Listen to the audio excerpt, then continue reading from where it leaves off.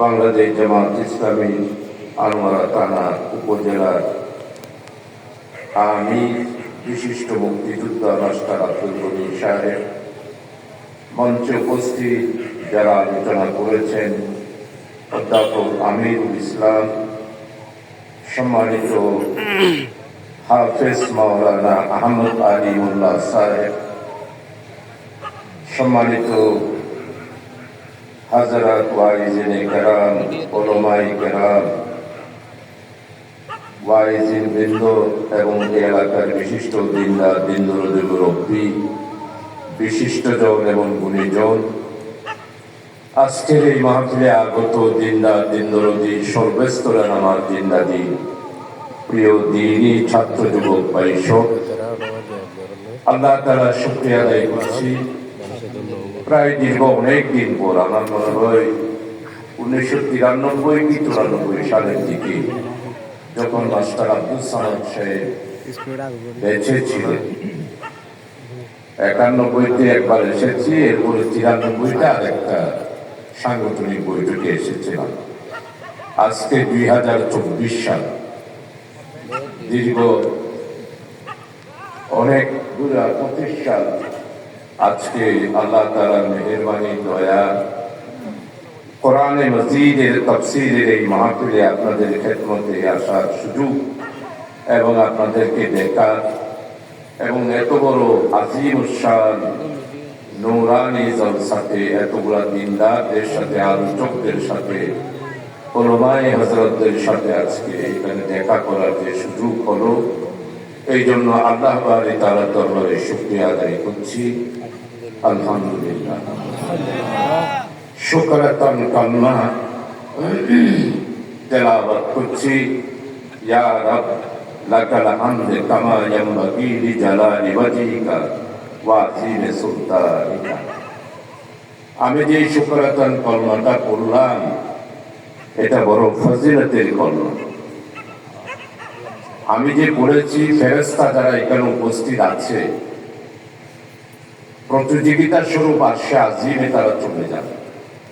আল্লাহর কাছে বলেন, আল্লাহ বাড়ি তাআলা জুইদন্ডের তাফসীর মাহফিলে তোমার একজন গোলাম এই শুকরাতান কলমা পড়েছে, আমরা এর সওয়াব কি লিখব?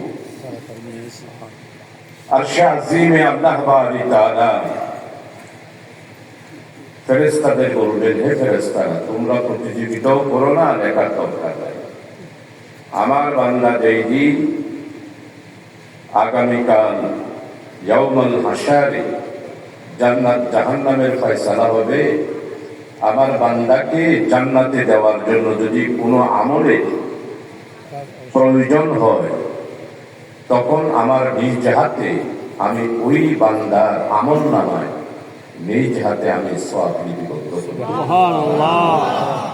এই জন্য আমরা সবাই মিলে আল্লামা হযরত দেলোয়ার হোসেন সাইদি সাহেব রহমতুল্লাহ আলাইহি শহীদ 27 বছর চট্টগ্রাম কলেজিয়েট মাঠ, মিউনিসিপ্যালিটি মাঠ, প্যারেড ময়দানে এবং আমাদের চট্টগ্রামের বিভিন্ন জায়গায় উনি তাফসীরুল কোরআন মাহফিল এবং ওয়াজ মাহফিল করতেন। উনি খুতবা দেওয়ার পরে যখন তাফসীর শুরু করতেন, উনি এই কলমাটা পড়তেন।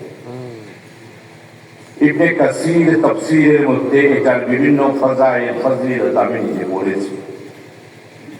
আল্লামা হযরতকেও জিজ্ঞাসা করেছি, উনিও ঠিক আমার মতো করে উত্তর দিয়েছে। তাই আজকের এই মাহফিলে আমরা সবাই মিলে, যারা আপনারা এখানে এসেছে, আমরা যারা বলতেছি এরা বড় না, এদের মধ্যে অনেক কমতি। আপনারা যারা শুনতেছেন তারাই সবচেয়ে বেশি আল্লাহর কাছে দামি আল্লাহর বান্দা, যেহেতু আপনারা শুনতেছেন আর এই অনুসারে আমল করবেন। এই জন্যে আল্লাহ তাআলার নাজাতের উদ্দেশ্যে আমরা সবাই মিলে এই কলমাটা পড়ি। ইয়া রাব, ইয়া রাব, ইয়া রাব, ইয়া রাব লাকাল হামদ, লাকাল হামদ কামা ইয়ানবাগি, কামা ইয়ানবাগি লিজালালি, লিজালালি ওয়াজহিকা, ওয়াজহিকা ওয়া আযীমি, ওয়া আযীমি সুলতানিকা। আমরা পড়লাম, আল্লাহ তাআলা কবুল করবেন। এই কলমাটা যে পড়েছি, এটাই আমাদের নাজাতের উসিলা হয়ে যাবে। আমিন। সুবহানাল্লাহ।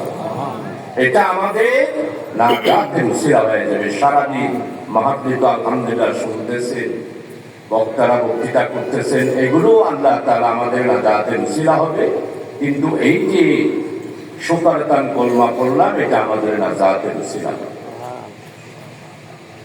সম্মানিত উপস্থিতি, তৌহিদি ভাই সব, হযরত উলামায়ে কেরাম, আমাদের এই দেশটা মুসলিম অধ্যুষিত একটি দেশ। এই দেশ হলো কোরআন মাজিদের দেশ। এই দেশের সমস্ত মুসলমান আমল করনে ওয়ালা, আমল না করনে ওয়ালা, সর্বস্তরের তৌহিদি জনতা আমাদের এই কোরআন মাজিদকে ভালোবাসে। এই কোরআন মাজিদকে আল্লাহ তাআলার পবিত্র আসমানী কিতাব হিসাবে সবাই আমরা স্বীকার করি, সবাই আমরা পড়ি, সবাই আমরা স্বীকার করি।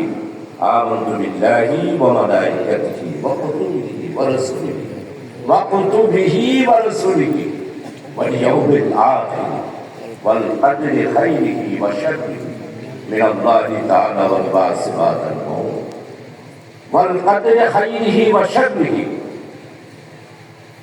বড় আফসোস হলো আমাদের দেশে এই কোরআন মাজিদের উপরে আমাদের ঈমান আছে। এর আগেও বড় বড় তিনটা আসমানি কিতাব আল্লাহ তাআলা প্রেরণ করেছে। একটা হলো তাওরাত, আরেকটা হলো জবুর, আরেকটা হলো ইনজিল। আরো তিনটা বড় বড় আসমানি কিতাব এই পৃথিবীর মধ্যে আল্লাহ তাআলা মানব জাতির মুক্তির জন্য পাঠিয়েছে। সর্বশেষ কিয়ামত পর্যন্ত, আখেরি ওয়াক্ত পর্যন্ত মানব জাতির মুক্তির জন্য এই তিনটা কিতাবের সাথে সাথে সর্বশেষ আখেরি আল্লাহর কিতাব যেটা পাঠিয়েছেন সেটা হলো কোরআনে মাজিদ। এই কোরআনে মাজিদের মধ্যে আল্লাহ তাআলা সমস্ত মানব জাতি মুক্তির জন্য, মানব জাতিরা কি জান্নাতে যাবে না জাহান্নামে যাবে, এইটার ফয়সালার জন্য আল্লাহ তাআলা একটি কিতাব পাঠিয়েছেন। সেই কিতাব হলো কোরআনে মাজিদ। আল্লাহ তাআলা কোরআনে মাজিদের মধ্যে ইরশাদ করেছেন, বিসমিল্লাহির রহমানির রহিম, যালিকাল কিতাবু লা রাইবা ফীহি হুদাল লিল মুত্তাকিন। আমি এই কোরআনে মাজিদ আপনাদের বান্দাদের জন্য যেটা পাঠালাম, এটাতে কোনো সন্দেহ নাই, শুভা নাই। এটা পরিপূর্ণ মানব জাতির মুক্তির জন্য একটি আমার পক্ষ থেকে পয়গাম এবং কিতাব। আমি কাদের জন্য পাঠাইছি জানো? যারা মুত্তাকি তাদের জন্য। আর মুত্তাকি কারা?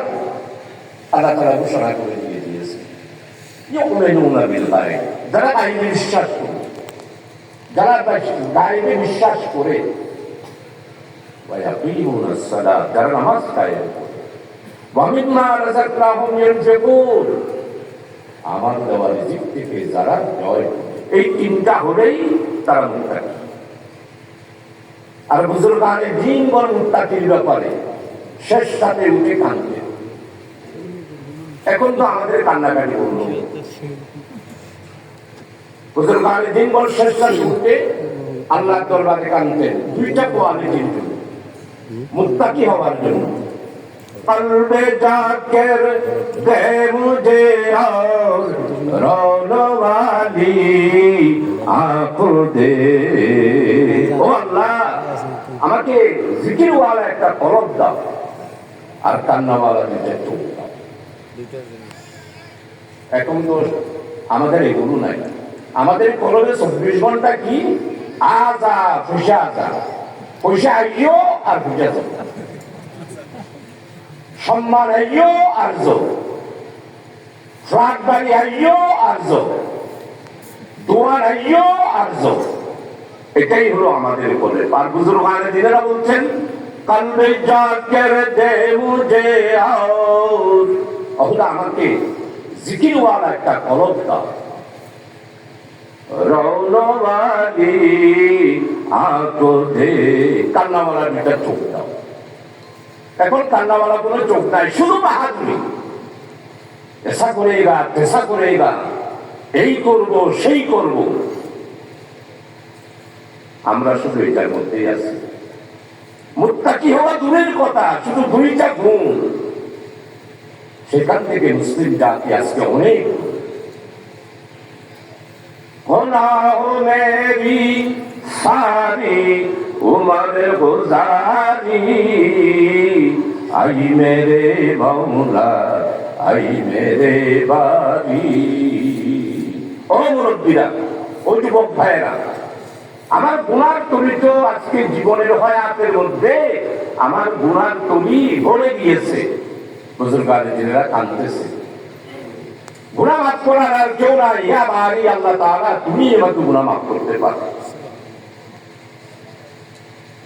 এই জন্য আজকে যারা উপস্থিত হয়েছেন, আসলে আমি এই এলাকার মানুষের মহাব্বতে অনেক দিন পর যেহেতু দাওয়াত সেজন্য এসেছি, নাহলে আমার সাথে আমাদের সদরঘাটার থানা জামাতের আমির জনাব গফুর ভাই ওনার সাথে এসেছে। উনি দেখেছেন আমি ফজর থেকে কি অবস্থা, মানুষ বড় আফসোস। আজকে এটা কার উদ্যোগে হচ্ছে? ইউনিয়ন সমাজ কল্যাণ পরিষদের উদ্যোগে। মুসলমান আজকে ইন্টেরিয়ম গভর্নমেন্টে যারা আছে, অন্তর্বর্তী সরকার ডক্টর ইউনূসের সাথে যারা আছে, আমি তাদের সাথে খুব 11-12 জনের সাথে খুব ক্লোজ। আমি আমার নিজকে নিয়ে তাদেরকে ভাবি। উপদেষ্টাদের মধ্যে বেশ কয়েকজন আছে সারা সপ্তাহ রোজা রাখে, এক একজনের উপর 7টা-8টা মন্ত্রণালয়ের দায়িত্ব। রোজা রাখেন, আসরের নামাজ পড়ার পর দপ্তরের দরজা বন্ধ করে দেন, আসর থেকে মাগরিব শুধু কাঁদতে থাকেন, অফিসের মধ্যে যায় নামাজ আসতে। এরপরে ইফতার করে, ইফতার করার পর আবার মন্ত্রণালয়ে কাজ শুরু করে। এই 5 মাসের মধ্যে যা কাজ করেছে, গত 53 বছরের কোন সরকারের কোন মন্ত্রী এদের মধ্যে কাজ করতে পারে নাই, করেও নাই।